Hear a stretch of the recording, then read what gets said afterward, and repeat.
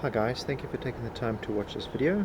I want to show you how to use your Rover spectrum analyzer in order to align a wideband LNB. So first things first is obviously you need to have the dish installed, put the LNB on the dish itself, connect up the cable through to your LNB. Then from there we would boot up the Rover meter.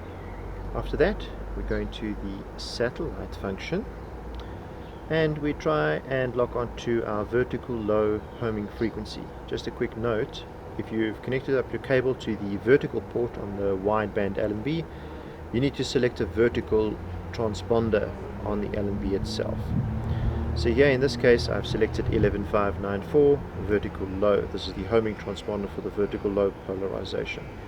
And my meter is not giving anything, no reading over there, just a couple of dB. So if I look at my spectrum, I've actually aligned this dish beforehand, but for illustration I want to show you what a typical reading would be. So my crosshair represents that 11594. So what I would have to do in order to be able to read this, so I go back into sat function, and I need to change the local oscillator on here. Because you see the local oscillator that I've got programmed in is actually a local oscillator for a normal LNB using a 9750 10600 local oscillator.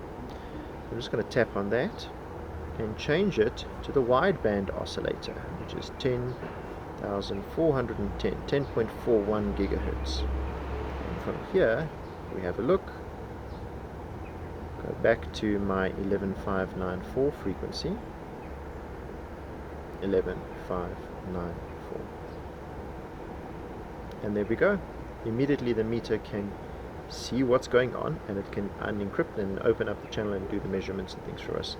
So just a quick note to go over what we've done is we have to change the local oscillator on our meter to match the wideband LNB, which is 10.41 gigahertz, and then we put the signal in there that we're looking for, 11594 megahertz vertical low.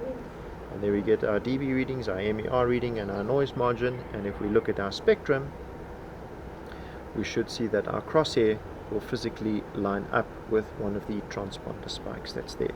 It's very important to note that if you're going to measure and try and align a satellite dish using a wideband LNB, that you can only really align it using one of the vertical low transponders. If you guys have any questions or comments, please feel free to make them below. Let us know if we can help. If you need us to reprogram your Rover meter, just be in touch with one of our branches and we'll gladly assist. Have a great day.